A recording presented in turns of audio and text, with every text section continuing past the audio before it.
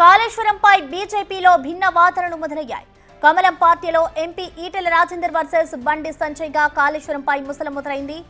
ఇటీవల కమిషన్ విచారణకు హాజరైన ఈటెల కాళేశ్వరం మహా అద్భుతమని, తెలంగాణ రైతాంగానికి మాగాని అంటూ కామెంట్ చేశారు. కేబినెట్ సబ్ కమిటీ నిర్ణయంతోనే కాళేశ్వరం ప్రాజెక్ట్ నిర్మించామని, కేబినెట్ నిర్ణయం లేకుండా వేరే ఏమైనా ప్రాక్టీస్ ఉంటే చెప్పండని కాళేశ్వరం విమర్శలకు రివర్స్ కౌంటర్ ఇచ్చారు.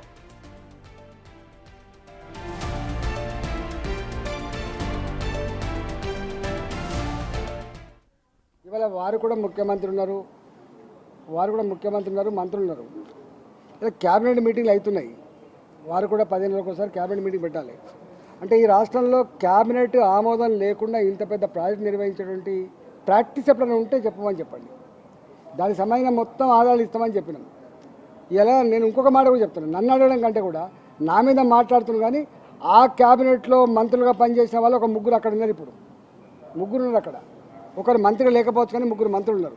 నేనేమంటున్నా అంటే, నేను సూత్రప్రాయంగా బ్లంట్గా చెప్తా ఉన్నా, కేసీఆర్ ఇట్లాంటి ఇష్యూస్ అన్నీ కూడా క్యాబినెట్లో పెట్టకుండా ఆనాడు కాలేదని చెప్పి 100 సార్లు చెప్పి, నేను ఆనాడు మంత్రిగా ఉన్నా కూడా చెప్తున్నా. ఇప్పుడు బీజేపీ ఎంపీగా చెప్పట్లేదు, నేను ఆనాడు ఆర్థిక మంత్రిగా చెప్తా ఉన్నా.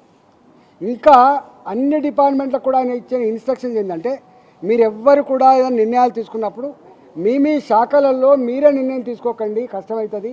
అవన్నిటినీ కూడా క్యాబినెట్ తీసుకురండి, క్యాబినెట్ ఆమోదంతో మాత్రమే చేయమని చెప్పేటువంటి మాట తప్పైతే నేను దేనికంటే అనుకుంటా, రాజకీయాలు తప్పుకుంటా.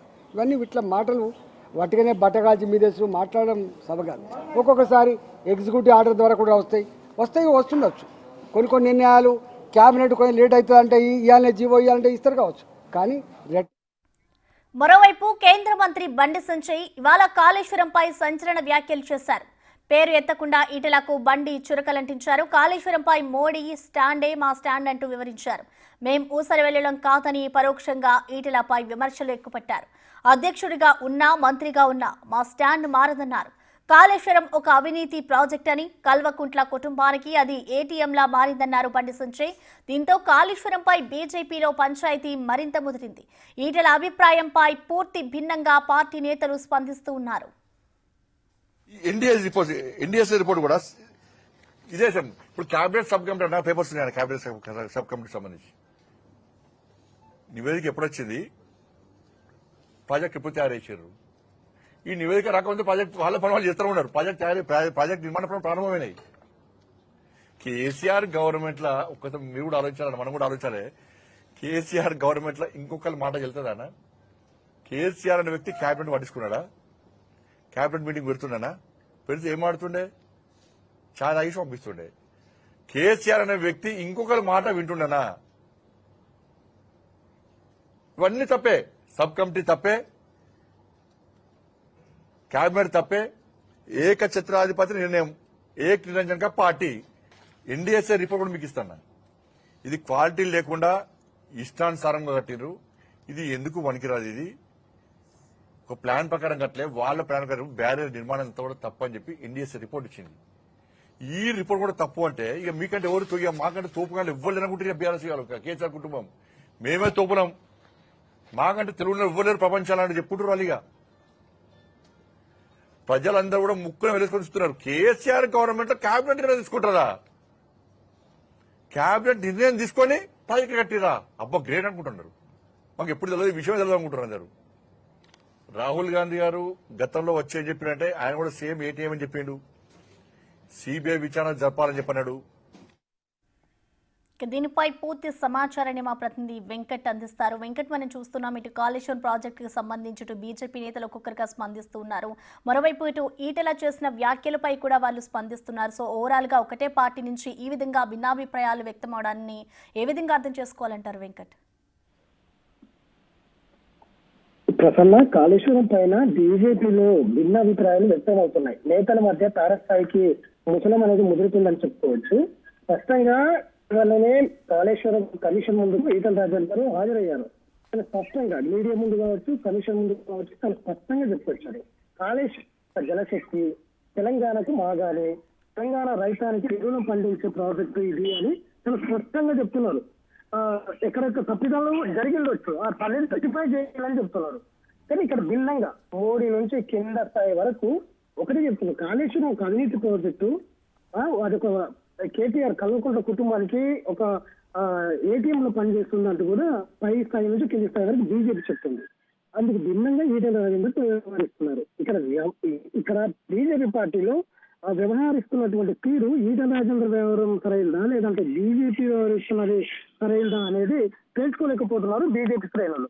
ఎవరిది రైట్ ఎవరిది లేదన్న దానిపైన అయితే సస్పెన్స్ కొనసాగుతుంది. తాజాగా బండి సంజయ్ కూడా కాళేశ్వరం పైన స్పందించారు. కాళేశ్వరం ప్రాజెక్టు మోడీ స్టాండ్ మా స్టాండ్ ఎప్పటికీ మారదు అనేది ఇటు బండి సంజయ్ కూడా చెప్తున్నటువంటి ఆ నేపథ్యం కనిపిస్తుంది. ఖచ్చితంగా కాళేశ్వరం ప్రాజెక్టు ఒక అవినీతి ప్రాజెక్టు, కల్వకుంట్ల కుటుంబానికి ఒక ఏటీఎం, ఒక అంటే ఈ భిన్నమైన అభిప్రాయాలు బీజేపీలోనే కనిపిస్తున్నాయి. పరోక్షంగా ఈటెల రాజేందర్ టార్గెట్ చేస్తూ బండి సంజయ్ వ్యాఖ్యలు చేశారనే టాక్ బీజేపీలో నడుస్తూ ఉంది. ఇవాళ ఏదైతే సంకల్ప సభ మల్కాజిగిరి పార్లమెంట్ సెగ్మెంట్ లో భారీ బహిరంగ సభ ఏర్పాటు చేసిండ్రు ఈటెల రాజేందర్ నేతృత్వంలో ఆయన పార్లమెంట్ పరిధిలో.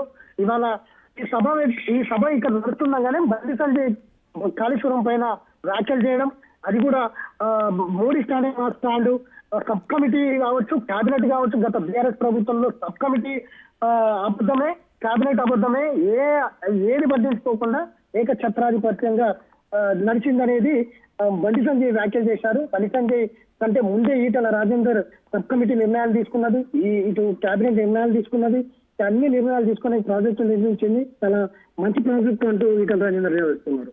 ఇటు ఈటెల రాజేందర్ ని వన్ సైడ్ చేయాలనే ఆలోచనలో పార్టీ ఉందనేది కూడా చర్చ జరుగుతుంది. అందులో భాగంగా ఇవాళ సంకల్ప సభకు బండి సంజయ్ కూడా ఈటెల రాజేందర్ నిర్వహించిన సంకల్ప సభకు కూడా బండి సంజయ్ దూరంగా ఉన్నారు. కావాలనే ఇందులో ఈటెల రాజేందర్ ని వన్ సైడ్ చేయాలనే టార్గెట్ చేస్తూ బండి సంజయ్ వ్యాఖ్యలు చేశారంటూ కూడా ఇవాళ పార్టీలో చర్చ జరుగుతున్నటువంటి నేపథ్యం అయితే కనిపిస్తుంది. నిజానికి మోడీ ఏటీఎం అన్నారు కాళేశ్వరాన్ని, కానీ ఈటెల రాజేందర్ చాలా దేశం అంటూ చెప్తున్నారు ముందు నుంచి కూడా. ఈటెల రాజేందర్ మొత్తం కూడా కాళేశ్వరాన్ని బయట పెడతారు, అవినీతిని బయట పెడతారు, ఇటు కేసీఆర్ కుట్రలను బయట పెడతారు, హరీష్ రావు తీరును బయట పెడతారు. బీజేపీ పార్టీ అంతా కూడా ఆలోచన చేసింది, ఖచ్చితంగా కమిషన్ ముందర అంతా చెప్తారు, నిజమే చెప్తారని అనుకున్నది పార్టీ, అంచనా వేసింది. కానీ ఈటెల రాజేందర్ వ్యవహరించిన తీరు కానీ ఇప్పుడు పార్టీలో కొంత అసహనం వ్యక్తం అయితే చేస్తూ ఉంది. స్పష్టంగా ఈటెల రాజేందర్ నేను గత మంత్రిగానే చెప్తున్నాను, బీజేపీ ఎందుకు చెప్పట్లేదంటూ కూడా ఈటెల రాజేందర్ చెప్తున్నటువంటి నేపథ్యం. కాబట్టి ఇట్లా నేతల మధ్య ఈ భిన్నాభిప్రాయాలు ఒక తారస్థాయికి చేరుతున్నాయని చెప్పుకోవచ్చు. కాళేశ్వరం ప్రాజెక్టు బీజేపీ రెండుగా విభజిస్తుందా అనేది కూడా ఆసక్తిగా నెలకొన్నటువంటి నేపథ్యం అయితే కనిపిస్తుంది. దీనిపైన పార్టీ ఏ విధంగా స్పందిస్తుంది అనేది అయితే ఆసక్తి ఉంది ప్రస్తుతం. Right Venkat, thank you.